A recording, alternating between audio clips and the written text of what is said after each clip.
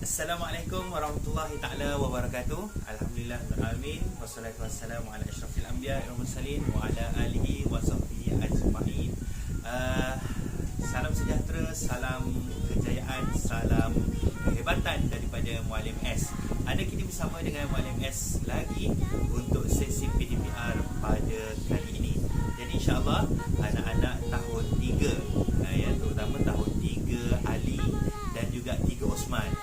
Okey, untuk PDPR kali ini Muallim S bersama dengan 3 Osman juga sebab menggantikan Muallimah Tahirah yang sedang cuti bersalin.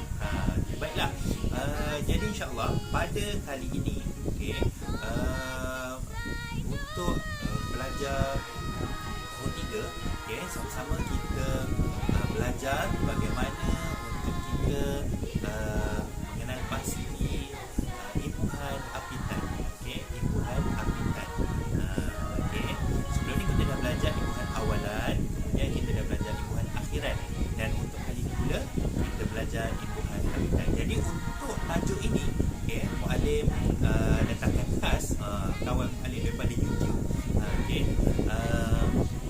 Cikgu Syahirah ataupun Cikgu Ira, untuk sama-sama kita belajar imbuhan apitan daripada Cikgu Ira. Jadi sama-sama kita saksikan dan ingat, pastikan fokus dan pastikan ingat apa yang diajarkan oleh Cikgu Ira. Jom kita saksikan bersama-sama.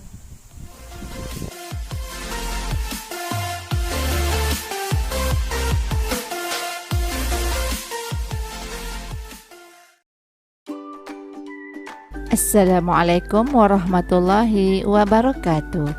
Alhamdulillah adik-adik, kembali bersama Ustazah Ira. InsyaAllah pada hari ini Ustazah akan sambung lagi pelajaran yang bertajuk imbuhan apitan. Pada episod yang lalu Ustazah telah perkenalkan imbuhan apitan. Kali ini bahagian yang kedua, Ustazah akan perkenalkan kepada adik-adik bagaimana penggunaan imbuhan apitan di dalam ayat. InsyaAllah adik-adik, Ustazah akan perkenalkan bagaimana penggunaan perkataan berimbuhan apitan di dalam ayat. Imbuhan yang Ustazah akan terangkan sebentar lagi ialah imbuhan apitan mengkan, imbuhan apitan pem-an, dan imbuhan apitan mekan.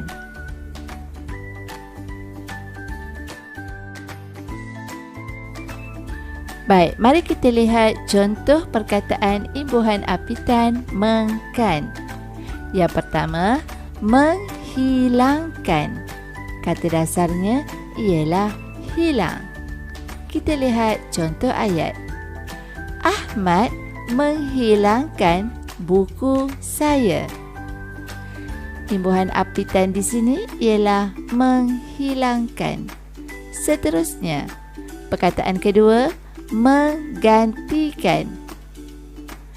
Kata dasarnya ganti.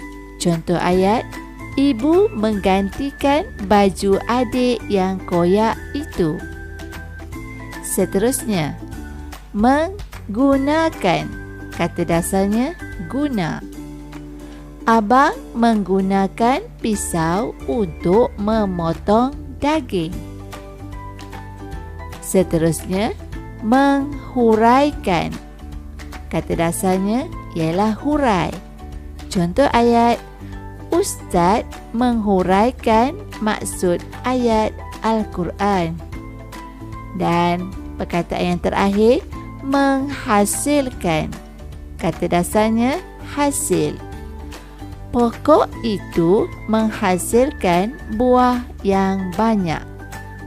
Cuba adik-adik lihat, imbuhan awalannya me dan imbuhan akhirannya kan.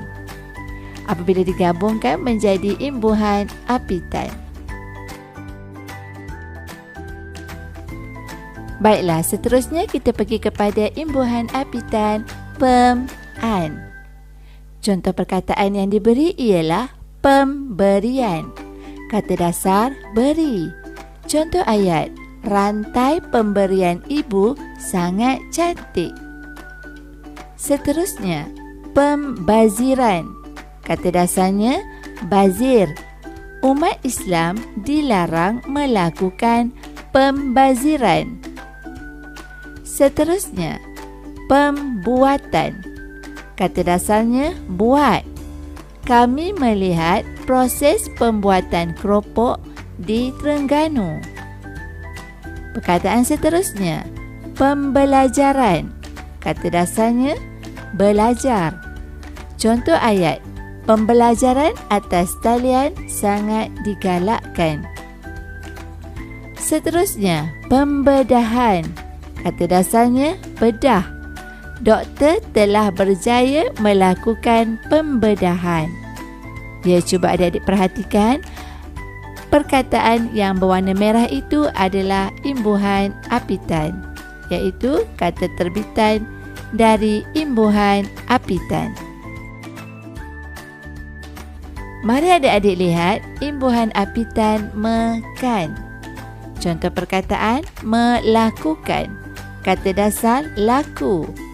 Mereka didakwa melakukan jenayah mencuri. Perkataan lain melibatkan. Kata dasar libat. Contoh ayatnya, semua murid melibatkan diri dalam sukan tahunan. Contoh perkataan lain menyebabkan. Kata dasar sebab. Merokok boleh menyebabkan risiko kanser paru-paru. Seterusnya, merapatkan. Kata dasarnya rapat. Aktiviti gotong royong dapat merapatkan hubungan kekeluargaan. Contoh perkataan lain, melukakan. Kata dasarnya luka. Janganlah kita melukakan hati ibu.